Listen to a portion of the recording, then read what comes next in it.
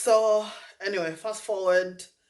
Um, so all this, I found this out like on the fourth day of us being together, and we still had 3 more weeks um to go through together.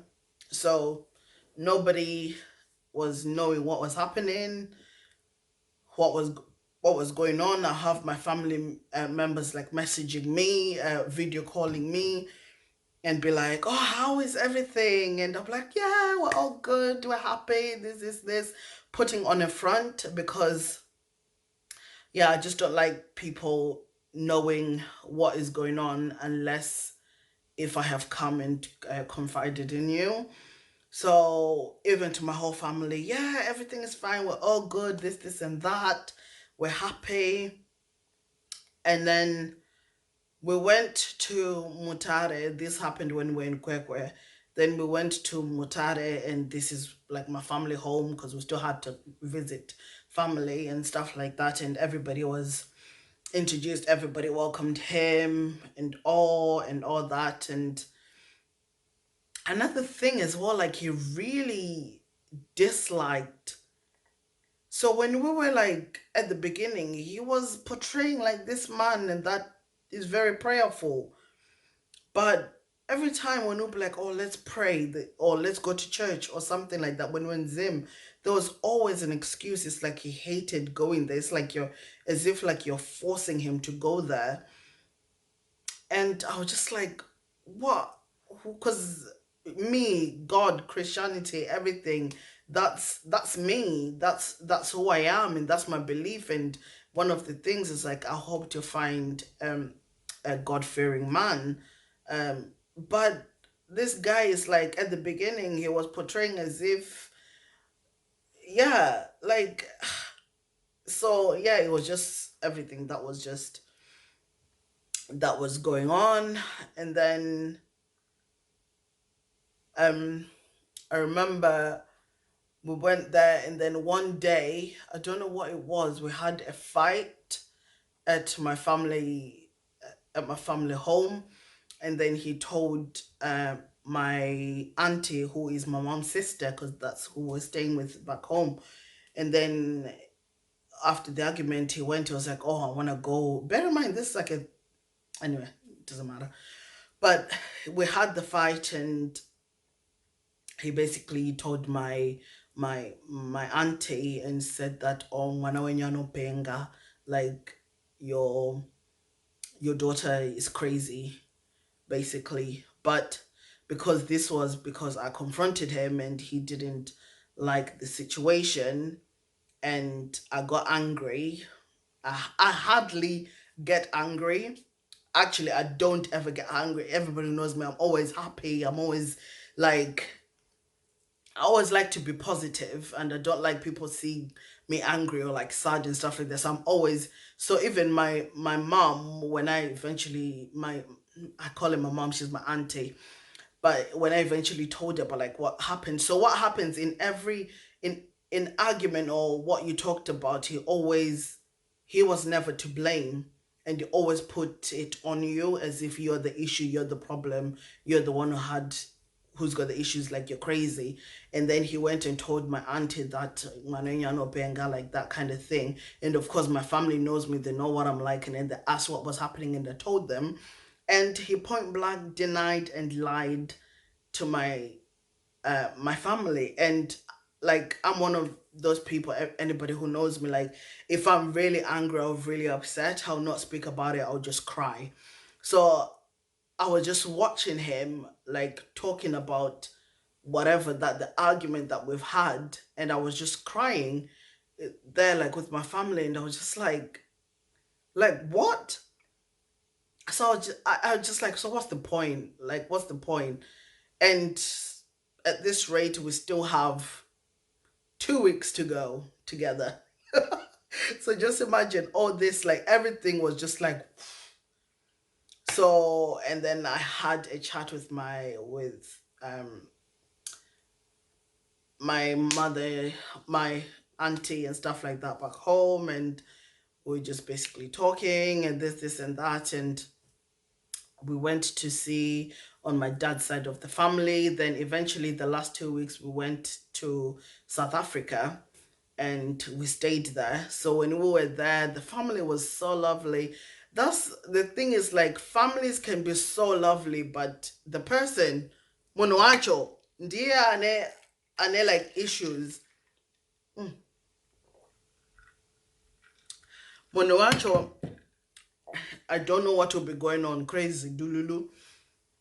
So then he was like, "Oh, I'm gonna go to work," because he was like, I've only been allowed a week. That's why he came to Zim, and then we went back to South Africa for the last 2 weeks. And then so I found out he was saying that he had to be at work. He wasn't allowed. Okay, that was true in the end. I found out that was true, but where the person that he works for, his uncle, that's where we were staying.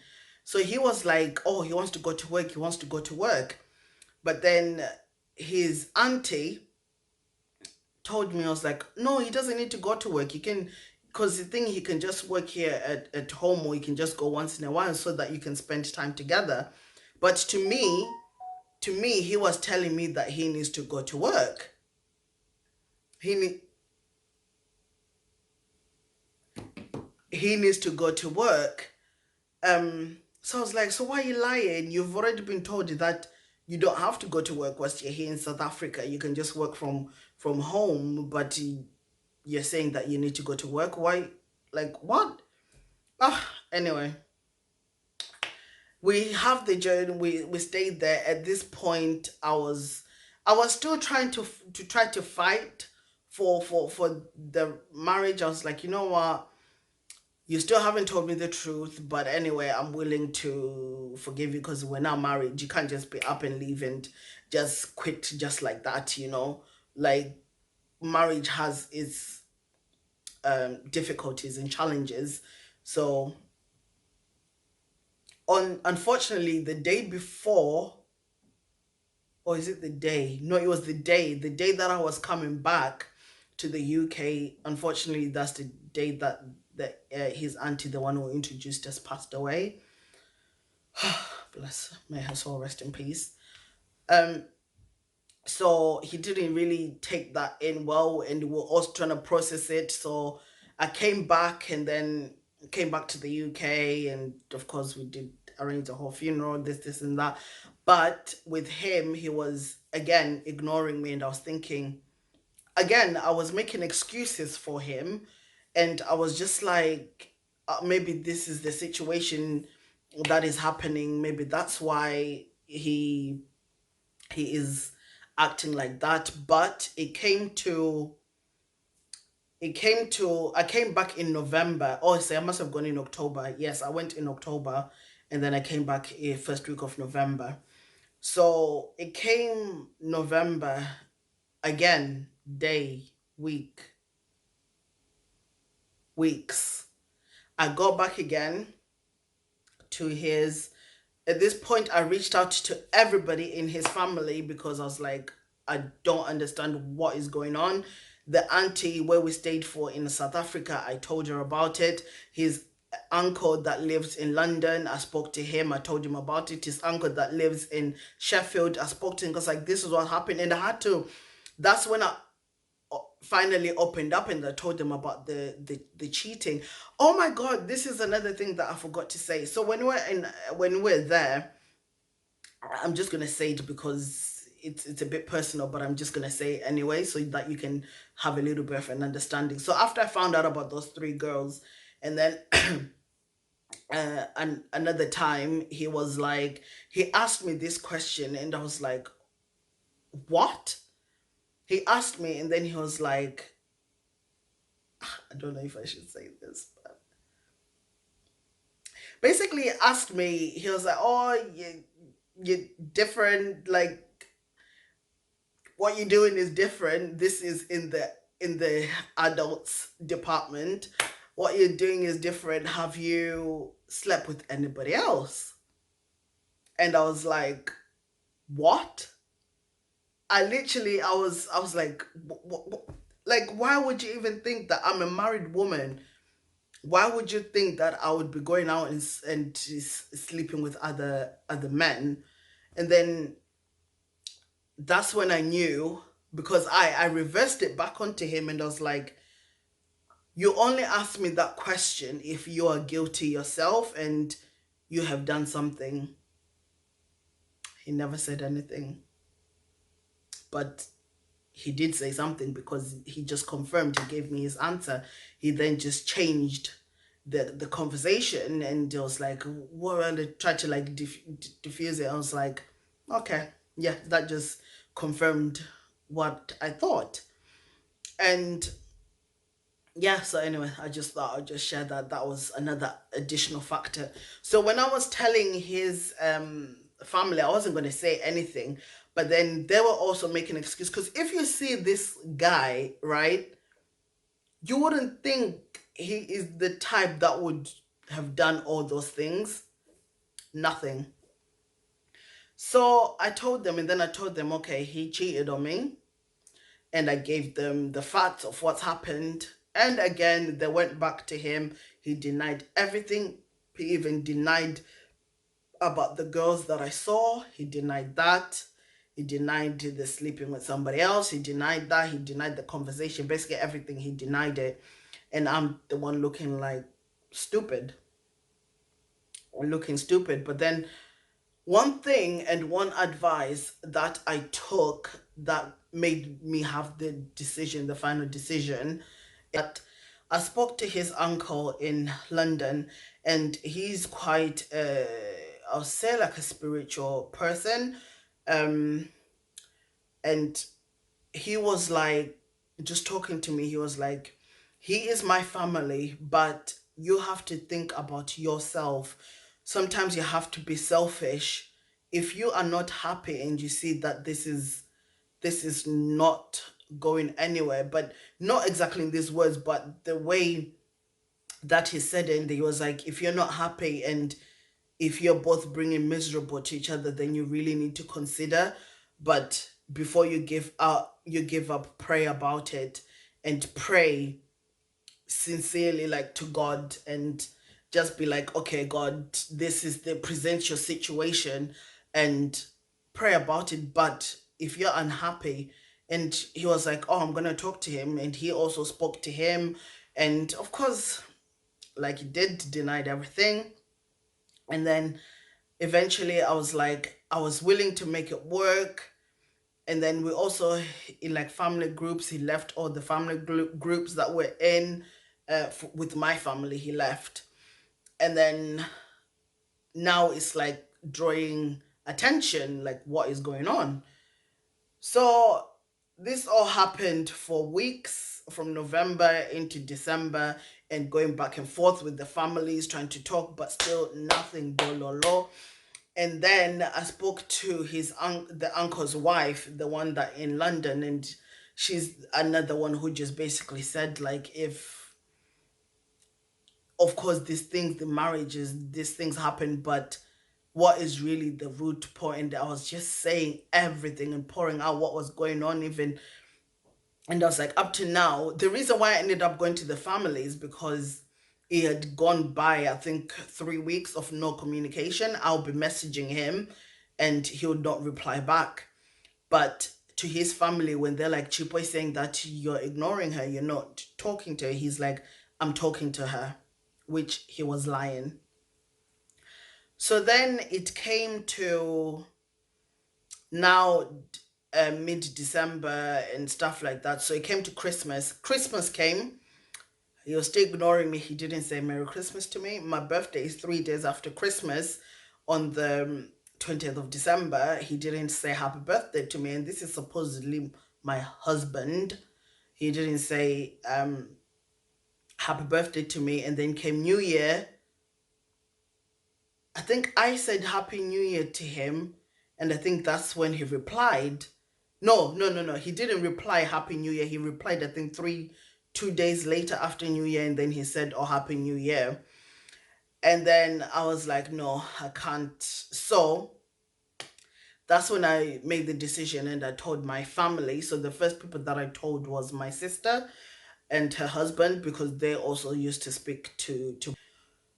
So they went and spoke to him, and they tried to do counseling and this and that, and it was just not working. It was just hear and say this and that. So then, to prove myself, to prove myself and to people, to say that I have been fighting for this and this person is ignoring me, I would be screenshotting everything that I did. Like when I messaged him, and I'll be sending to the family, I'm like, there's no response. And then also I was to my sister, or the other time I think we had a conversation, and then he basically confronted me saying, oh, why are you telling my family about what is happening, this and that. So then I was like, no, I'm going to record this conversation. So I recorded this conversation that we had, and then I basically told my sister, and she listened to the conversation that we had, and everything that he was saying that he was doing, saying to other people that he's doing, that he's not doing to me. I was just basically like, I just sent them, I was like, listen to this conversation. You had asked him about this on this particular day, but he didn't say. He's saying he did this, he did that, but to me it's completely opposite. He's not even doing anything of that. Here is the proof of what's happening.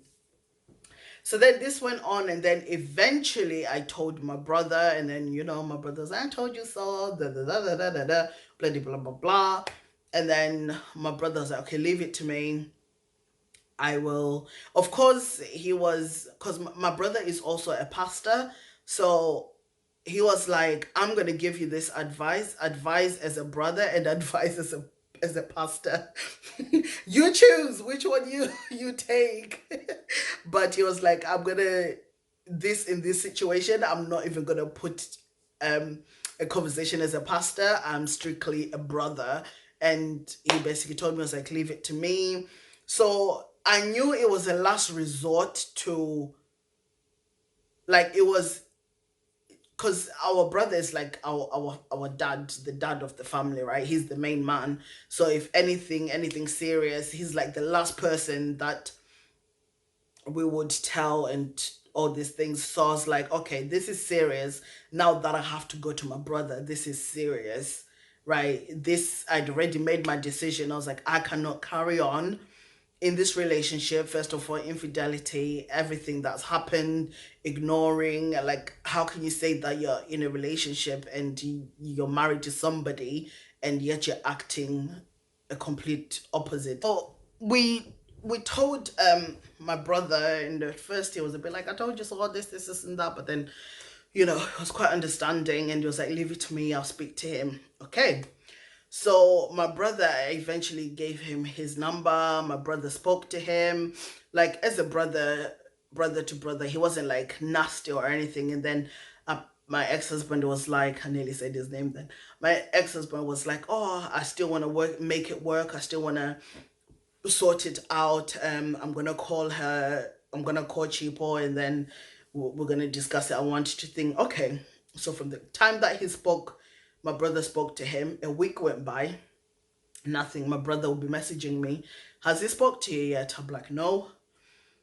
2 weeks went by, 3 weeks went by, nothing. So then I decided to tell my dad's brother back home about the situation, because so my dad sadly passed away. I don't know my dad, but uh on in that year, in 2018, I found about my brother, about my dad's side of the family, and then we went to visit them when we went to Zim and stuff like that. So they were now involved because they've met Mukwasha, they've met him. So I had to tell them, because they were like, oh, they'll be always asking like, oh, what this. Actually, I didn't tell them. My mom told them. Typical. My mom told them, and then they just basically came to me, and then they asked me what is going on, and I then explained. So then they were like, okay, leave it to us, we'll talk to him. So bear in mind, now it's gone higher, because this is like my dad's. These are my dad's, like my dad's brothers. Of course, in our culture, they're also my dad.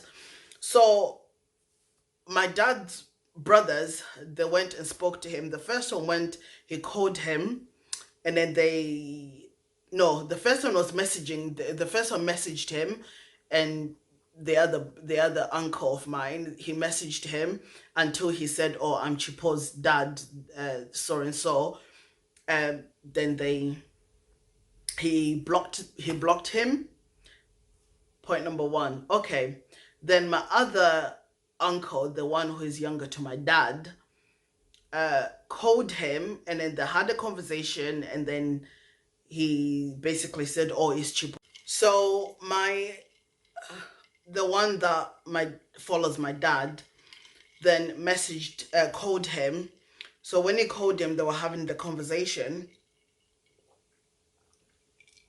Oh my god, I'm literally so parched. I'm talking too much. But basically, the one that follows, my dad called him, and they had the conversation. They talked, and they are also in South Africa. So, and they're both from Pretoria. So, um, he called him, and of course he answered. They spoke until he was like, "Oh, I'm Chipo's dad," and he hung up on him. And when they told me, my jaw literally dropped, because I was like, how freaking disrespectful. Like, if you can disrespect my dad's, then who else? As your father-in-laws, you're disrespecting my father's. Like, who does that?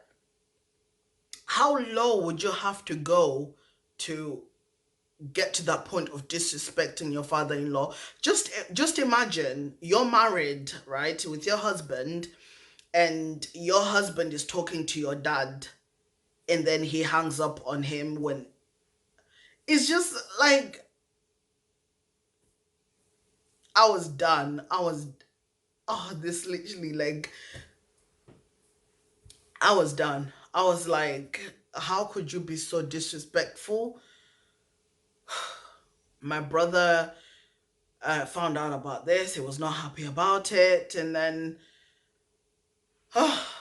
he asked me again. He was like, "Oh, has he spoken to you?" And I was like, "No, he has not spoken to me since." And then I think I stopped speaking to him completely, because I'd already made the decision. I was like, "No, I'm done. I'm not gonna have somebody who is this disrespectful to me and to my family. Like, I'm done." And I'd also told my family. I remember, I can't remember if I had a family meeting or family gathering, and I basically just told them, I was like, "Me, I'm done. Like, I can't." But still, out there, I was not saying anything. From the time that, oh, and then he started like messaging me, and then of course, I was ignoring, because in my mind, my body, my soul, and to God, I'd already declared myself done. um he started messaging me, and then he'll be like, "Oh, look, I'm messaging Chipo, she's not replying me back." And then I'd already told the family as well, the ones that are here, I'd already told them. I was like, "I am done. I'm done. I'm done. Like, I have done what I can, and I've gone to everybody. I've gone through all the routes, what I'm supposed to do, and nobody." And then I remember it was, so this had already started. It was going on from the beginning of January, going on 2019, already going on. And then I remember it was one of my friend's birthdays. I won't mention her name, but it was one of my friend's birthdays, and this had gone on for months, and I was already done. And then she basically brought up, was like, "Oh, Chipo, I've got an elephant." What? She was like, "Chipo, there's an elephant in the room, and I just need to address the situation. I don't know how you feel about it," and stuff like that. But basically, she was like, "We have noticed, or I have noticed, that you haven't been yourself. You're not as happy. You're trying to be happy, but you're just not. And there must be something that is going on, something that is bothering you, and all this." And then I basically just poured out to them. And this was already from when the time that I'd already made the decision was like already a couple of months later. So, and nobody knew what was going on. Nobody, even people at church were still calling me by his last name. And I was just agreeing and just going on as if nothing had happened.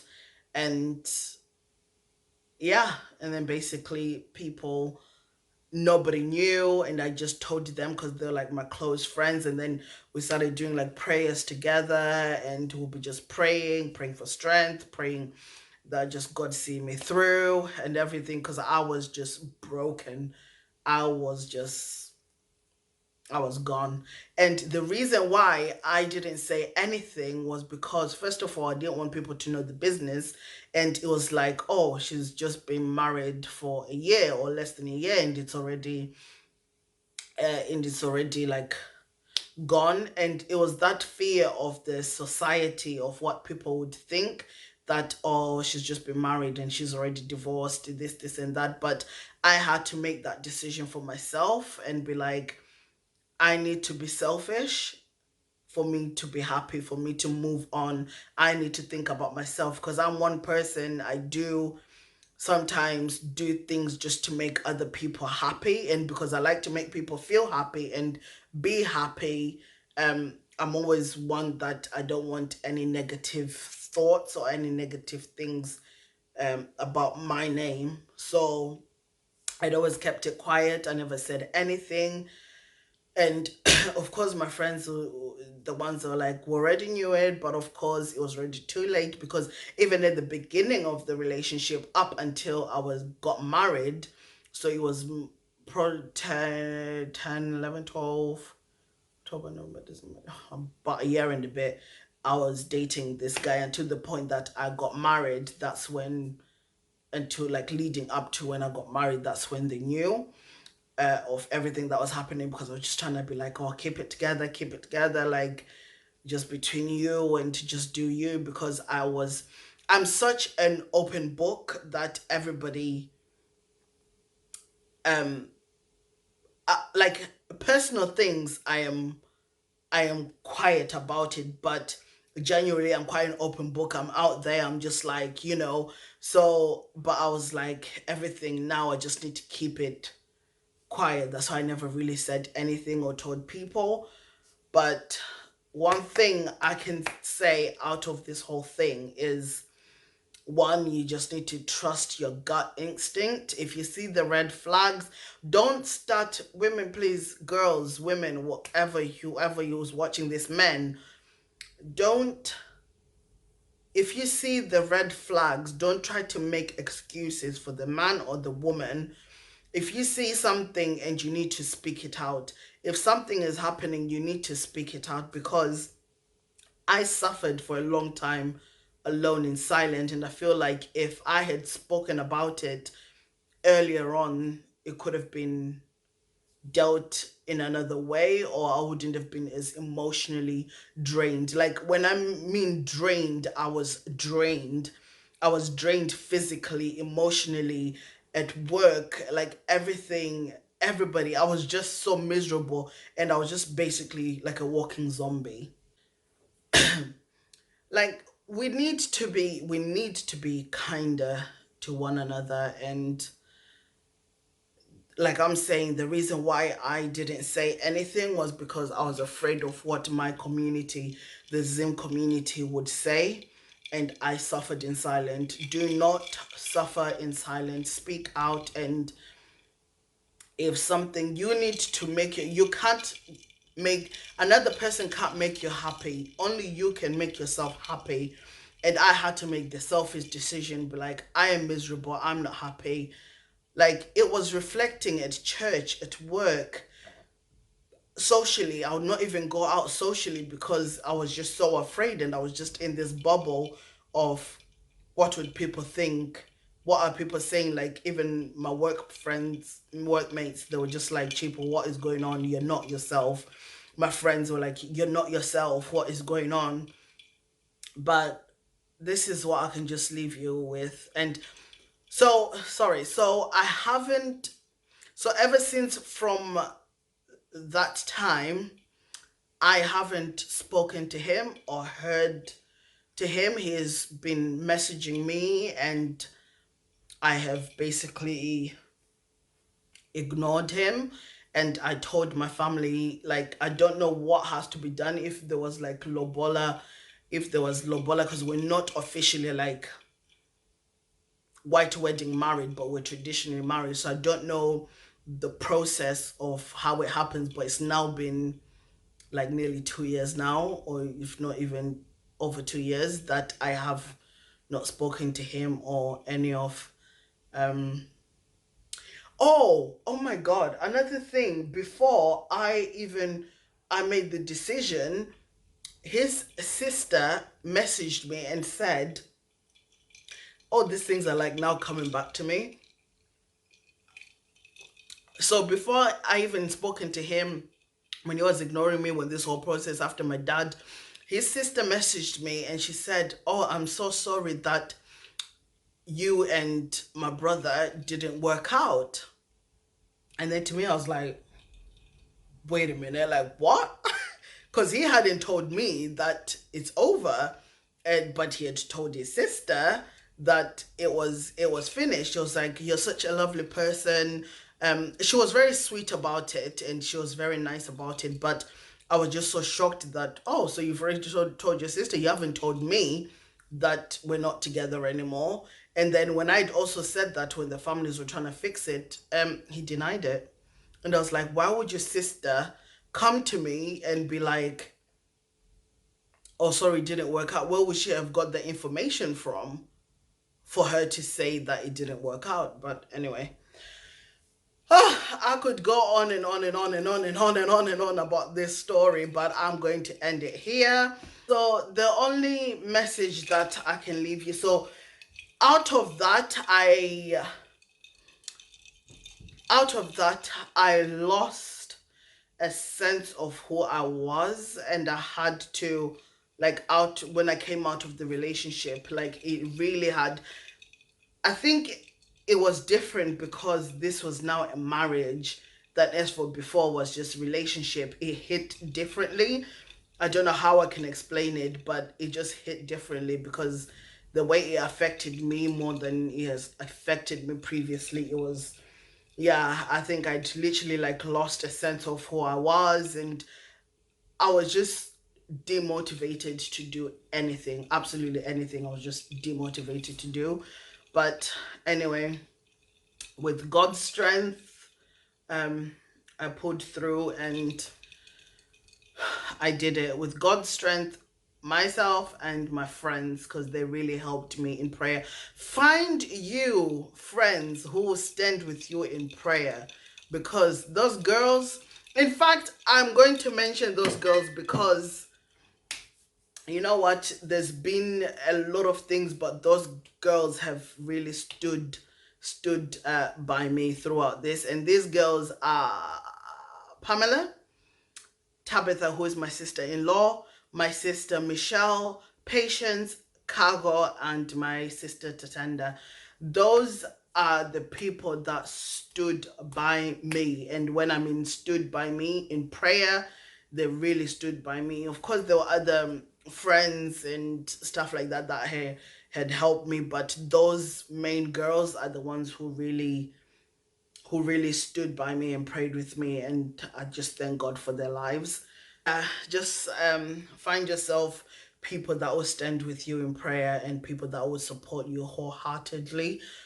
Um, what's another thing? So yeah, guys, just be kind to one another, and don't suffer alone, and don't suffer alone in silence. You need to speak out. And please, I beg you, the Zim community, like, don't be so judgmental. Like, just spread peace, spread love out there, because this is the reason why many people are staying in broken marriages, are staying in abusive relationships, are staying in relationships that just doesn't bring value to them because they're afraid.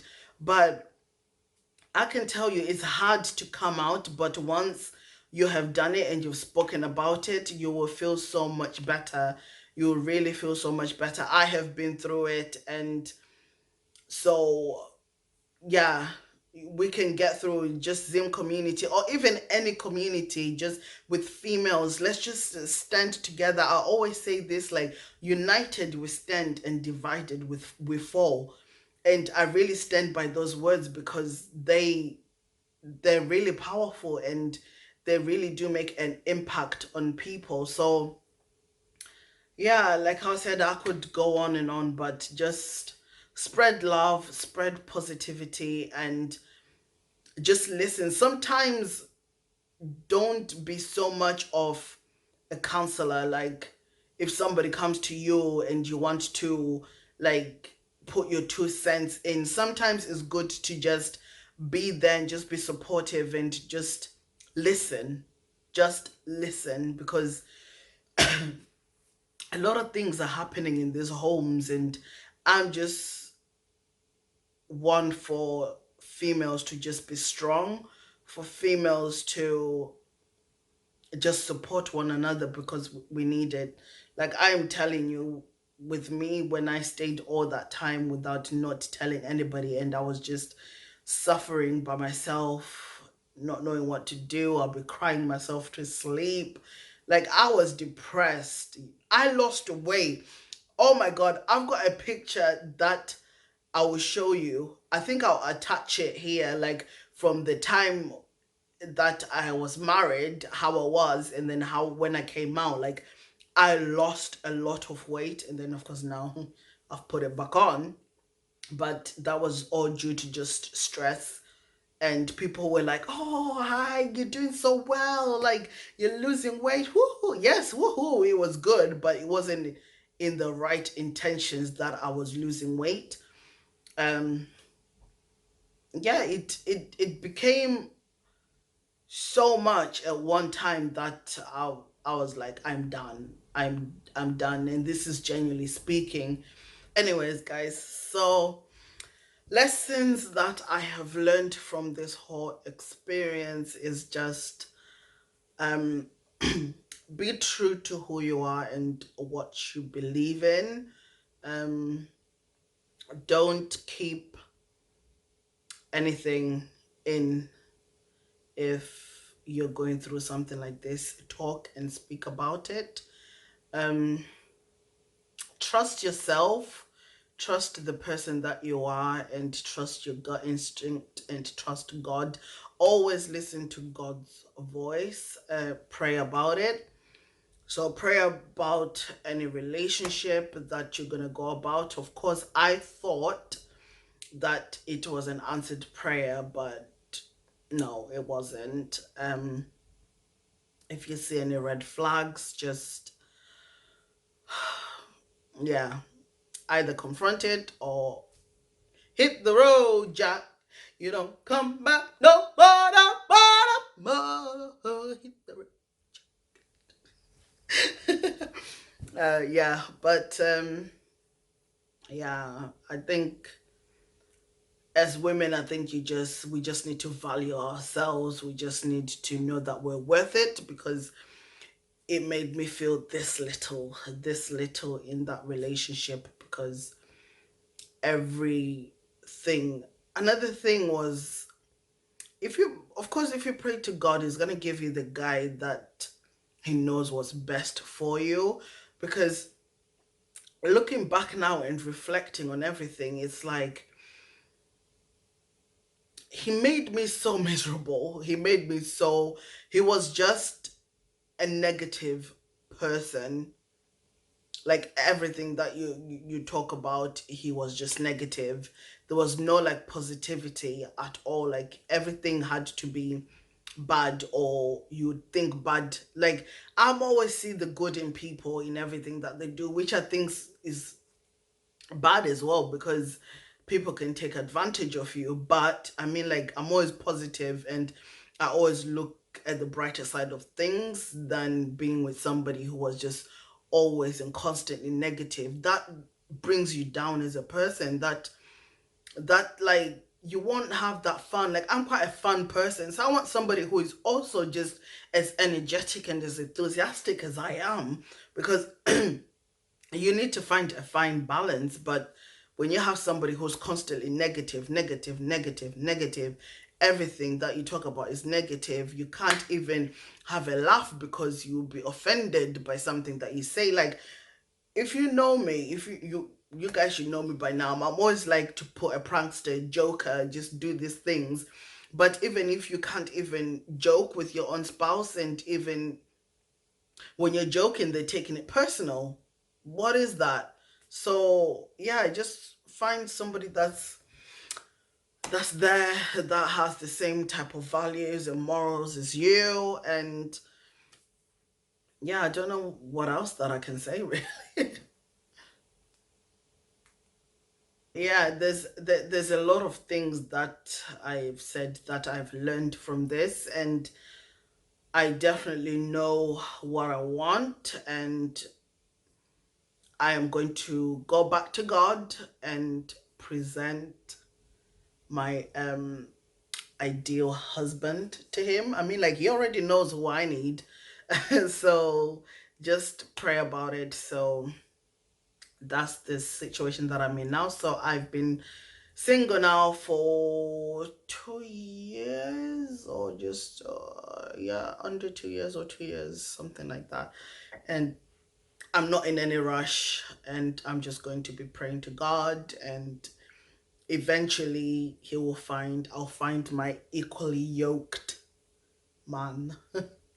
So yeah, so thank you guys for listening to me rambling on and on and on and on.